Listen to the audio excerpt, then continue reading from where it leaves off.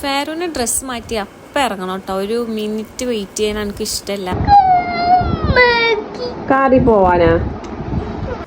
അവൻ്റെ അഭ്യർത്ഥന മൂലം ഞങ്ങൾക്ക് ഇറങ്ങേണ്ടി വന്നു നേരത്തെ തന്നെ. അങ്ങനെ ഇറങ്ങി നേരെ ഹോസ്പിറ്റലിലേക്കും കുറച്ച് കാര്യങ്ങൾക്കൊക്കെ പോകാനുണ്ടായിരുന്നു. അങ്ങനെ നേരെ ഹോസ്പിറ്റലിൽ പോയി ഉമ്മാനെ അവിടെ ഇറക്കി കൊടുത്തു. ഞങ്ങൾക്ക് കുറച്ച് സാധനങ്ങളൊക്കെ മേടിക്കാനുണ്ടായിരുന്നു.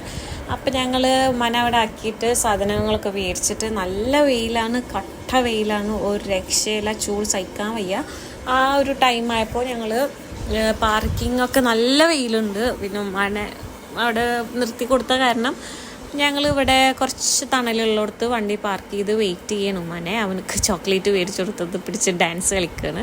അങ്ങനെ അത് കഴിഞ്ഞു ഞങ്ങളെല്ലാവരും കൂടിയിട്ട് പിന്നെ പോയതൊരു സൂപ്പർ മാർക്കറ്റിലേക്കാണ്. അവിടെ നല്ല ഓഫറും കാര്യങ്ങളൊക്കെ ഉണ്ടായിരുന്നു.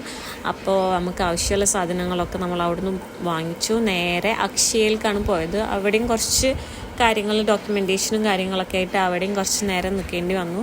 ചൂടായിട്ട് എവിടെയും നിൽക്കാൻ പറ്റില്ല. മാക്സിമം ഈ ഒരു ടൈം ഒഴിവാക്കി തന്നെ ചെയ്യാൻ പറ്റുള്ളൂ, അത്രയും ചൂടാണ്.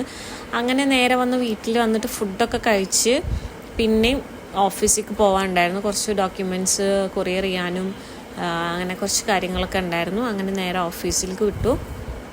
ഓഫീസിലേക്ക് ഇവിടുന്ന് ഒരു 10-15 മിനിറ്റേ ഉള്ളൂ. എന്നാലും ആ ചൂട് തന്നെ ഒരു 4 മണിയൊക്കെ ആയിട്ടുണ്ട് കേട്ടോ ആ ടൈം. പക്ഷെ എന്നാലും ഒരു രക്ഷയില്ലാത്ത ചൂടാണ്. അവിടെ പോയി ഓഫീസിലെത്തി.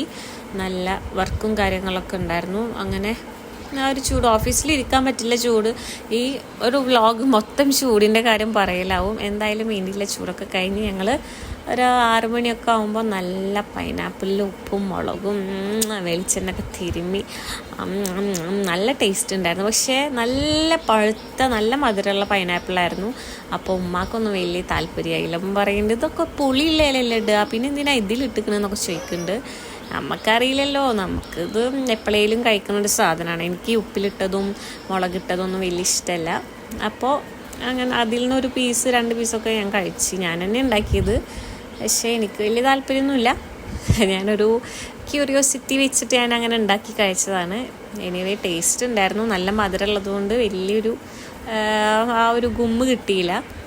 സാധാരണ പുളിയില്ലേല തോന്നുന്നുണ്ട് ചെയ്യാം. അങ്ങനെ അതൊക്കെ കഴിച്ച് നൈറ്റായപ്പോൾ നല്ല മട പൊറാട്ടയും അതിലേക്ക് ചിക്കൻ കറിയും നല്ല കോളിഫ്ലവർ, എൻ്റെ ഓൺ റെസിപ്പി ആയിട്ടുള്ള കോളിഫ്ലവർ ഫ്രൈയും ഒക്കെ കഴിച്ച. അപ്പോൾ അത്രയേ ഉള്ളൂ വീഡിയോ.